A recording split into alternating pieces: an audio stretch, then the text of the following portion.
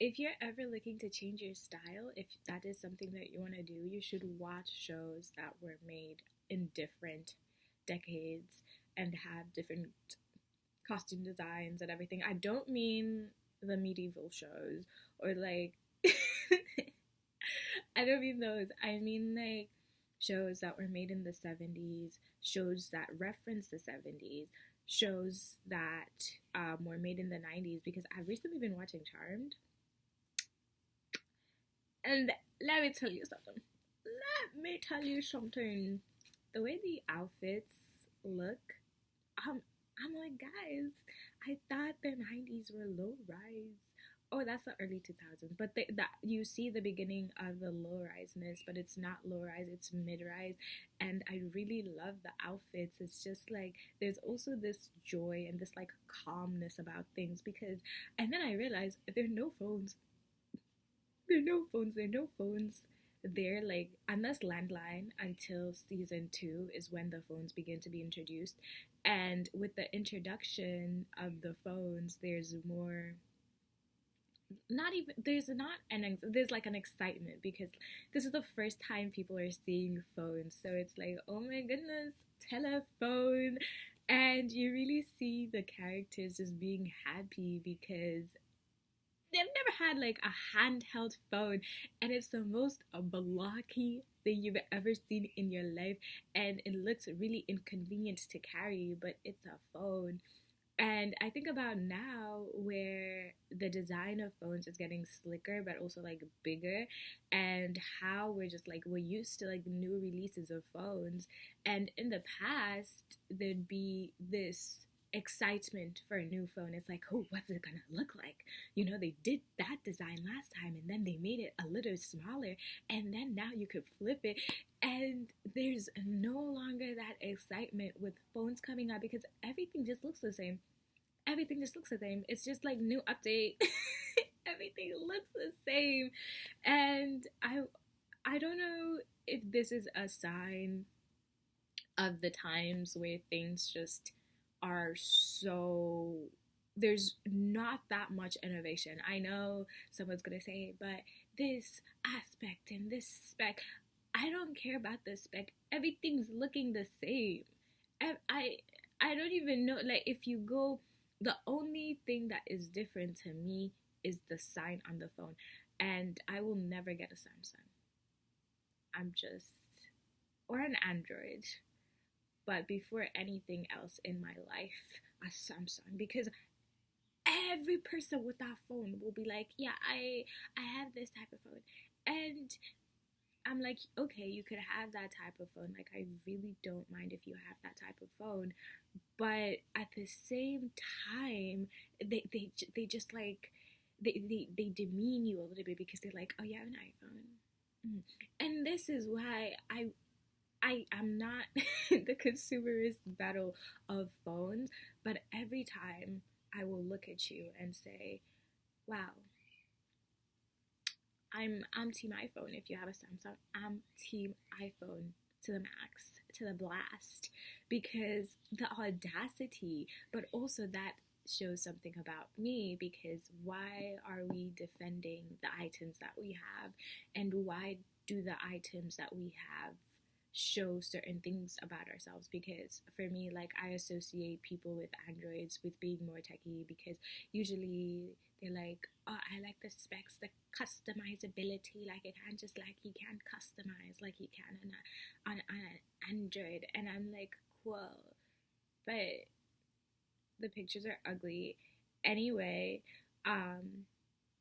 It's just, it's not. Once again, why are we going towards this era or this path where your the items you have signify something about you? Because they don't, like, you just own the thing. It says nothing about you. The things you own say nothing about you. You know, like we've been told so much that, oh, this, if you own this, I hate to go back to the yogurt commercials. The yogurt commercials are the ones that get me. They're like, you're gonna be fit, you're gonna be fresh, everyone's gonna like you, you're gonna be able to run so fast. and then you drink the yogurt and it's the worst thing. Like, it's the texture is just off.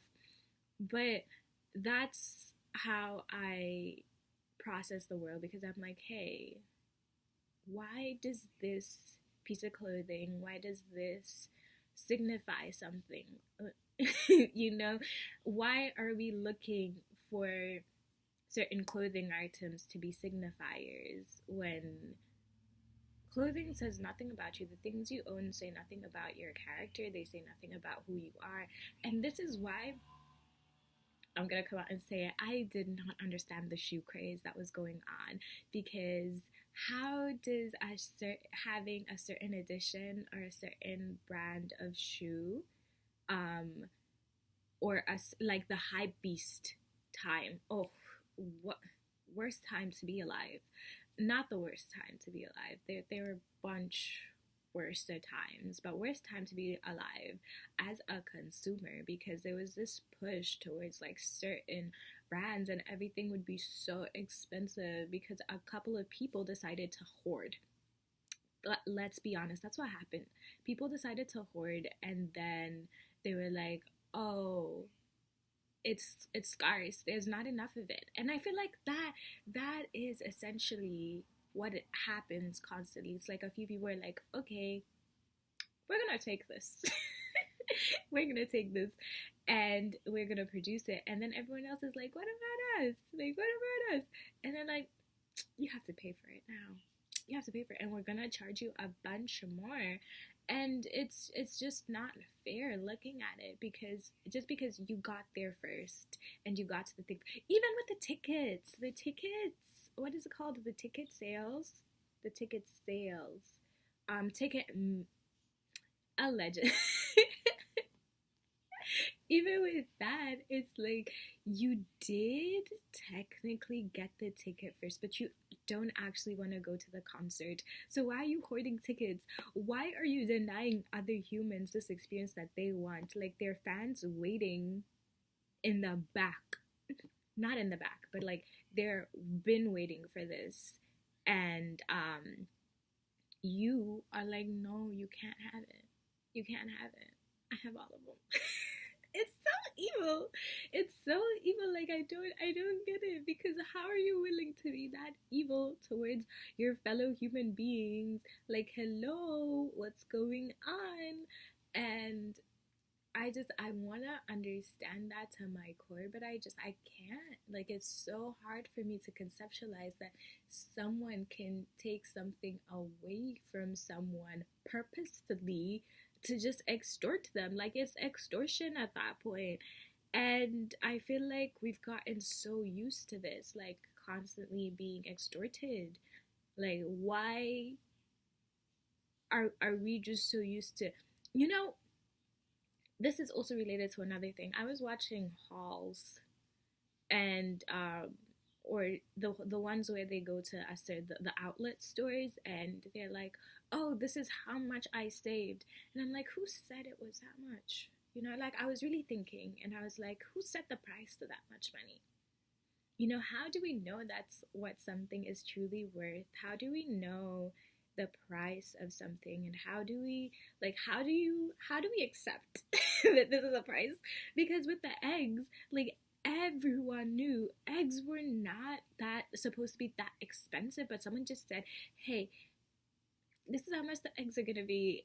And I'm like, what? And that's the same with just anything. I'm like, how do we know that's how much it's supposed to be?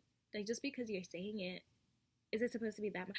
I don't, every bone in my body is fighting against resisting everything in society right now. But because I take a step back and I'm like, how do I know a shoe is that much? How do I know this is that much?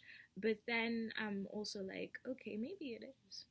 Maybe it is. And maybe I'm just here, we're floating, and what can I do about that? And then I'm like, no, it doesn't have to be like that. And then I go back and forth with myself in this process that is the world, analyzing, oh, Why? Why is that?